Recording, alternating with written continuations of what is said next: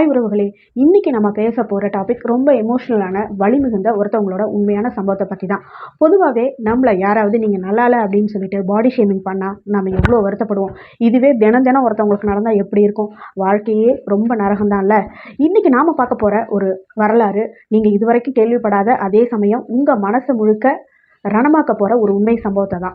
அதாவது வெளித்தோற்றத்த வச்சு ஒரு மனுஷன் இந்த உலகம் எப்படியெல்லாம் கொடுமைப்படுத்தி இருக்கு, அதுவும் ஒரு பெண்ண இந்த உலகம் கொடுமைப்படுத்தி இருக்கு. அந்த கொடுமை எல்லாத்தையும் தாண்டி அவங்க ஒரு சாதனையாளரா வாழ்ந்துட்டு இருந்திருக்காங்க. இவங்க அழகா இல்ல அப்படிங்கிற ஒரே காரணத்துக்காகவே இவங்க இறந்து கிட்டத்தட்ட 153 வருஷம் கழிச்சு தான் இவங்களோட உடலை அடக்கம் பண்ணி இருக்காங்க. எந்த பாவமும் பண்ணாத இந்த பெண்மணிக்கு சாவுல கூட நிம்மதி இல்ல அப்படிங்கிறது எவ்வளவு பெரிய வருத்தம் இல்லையா? முழு தகவலையும் இப்ப பார்க்கலாம். இப்ப நீங்க திரையில பார்க்கும் இந்த பெண்ணோட முகத்தை நல்லா பாருங்க. உடல் முழுவதும் அடர்த்தியான முடி, முன்னோக்கி நீண்ட தாடை. 19ஆம் நூற்றாண்டில் வாழ்ந்த இவரை உலகம் முழுவதும் எப்படி நடத்தியது என்று உங்களுக்கு தெரியுமா?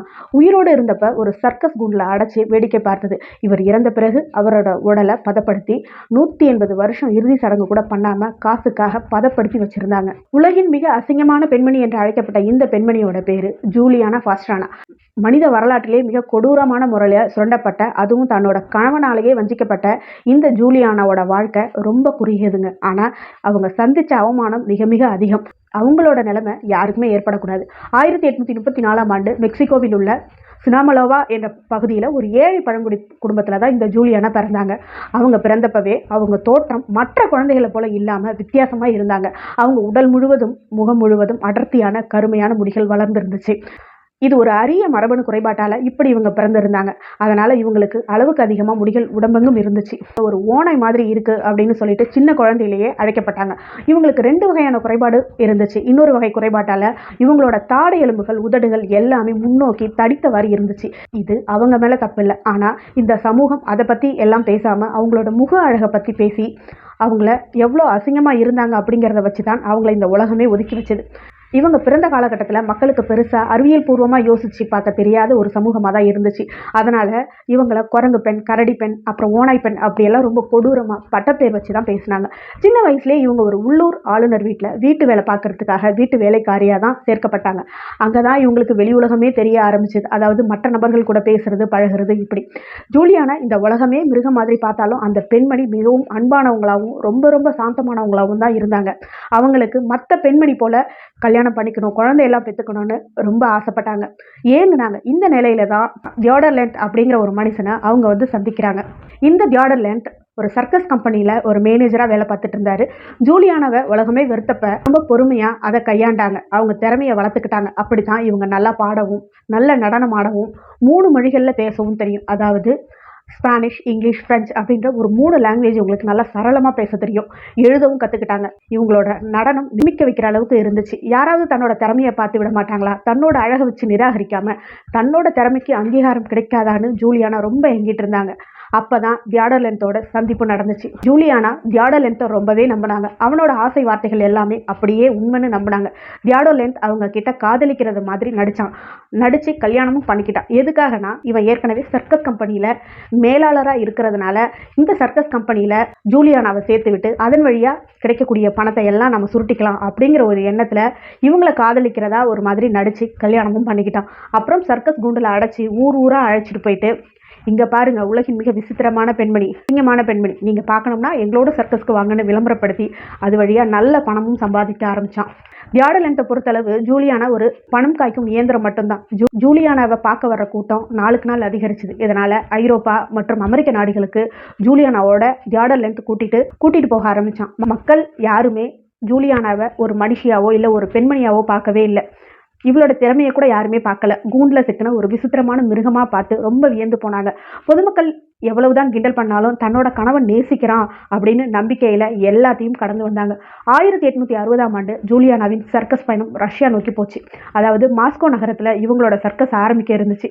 அந்த நிலையில தான் ஜூலியானா கர்ப்பமாக இருந்தாங்க.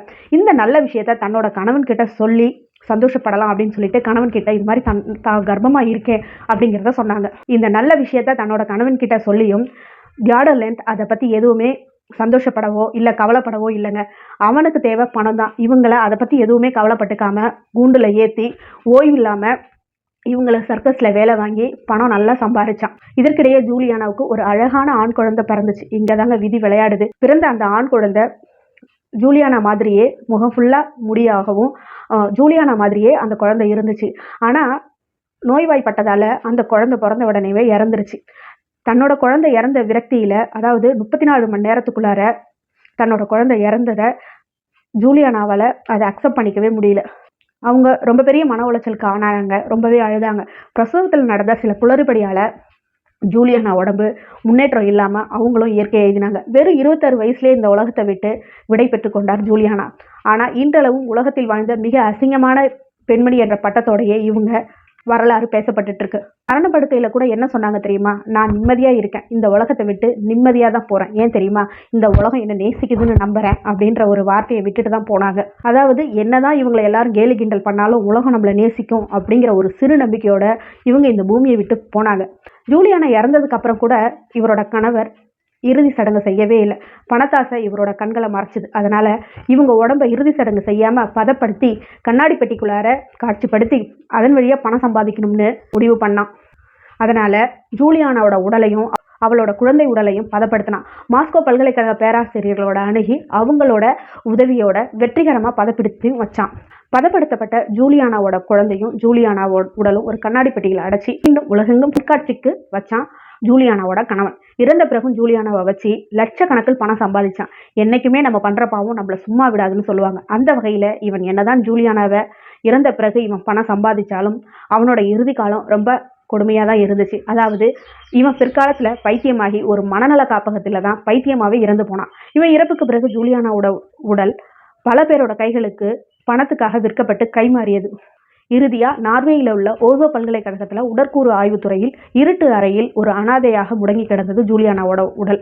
காலம் மாறியது. மனிதநேயம் மெல்ல மெல்ல விழித்து கொண்டது. 2005 மெக்சிகோவில் சேர்ந்த லாரா ஆண்டர்சன் என்ற பெண் கலைஞர் ஜூலியானாவோட வரலாற்றை முழுவதும் படித்து கண்ணீர் சிந்தினாங்க.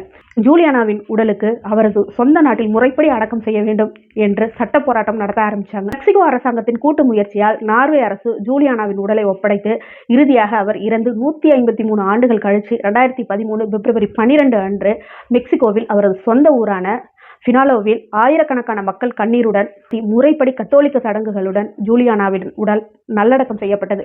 153 ஆண்டுகளுக்கு பிறகு அந்த ஆன்மாவுக்கு அமைதி கிடைத்தது. நீங்கள் யாராவது இந்த பாடி ஷேமிங்கை கடந்து வந்திருக்கீங்களா? நான் இந்த பிரச்சனையை ஃபேஸ் பண்ணியிருக்கேன். அதனால் ஏற்படுற மனவலி இருக்குது பாருங்கள், அது வார்த்தைகளால் விவரிக்க முடியாது.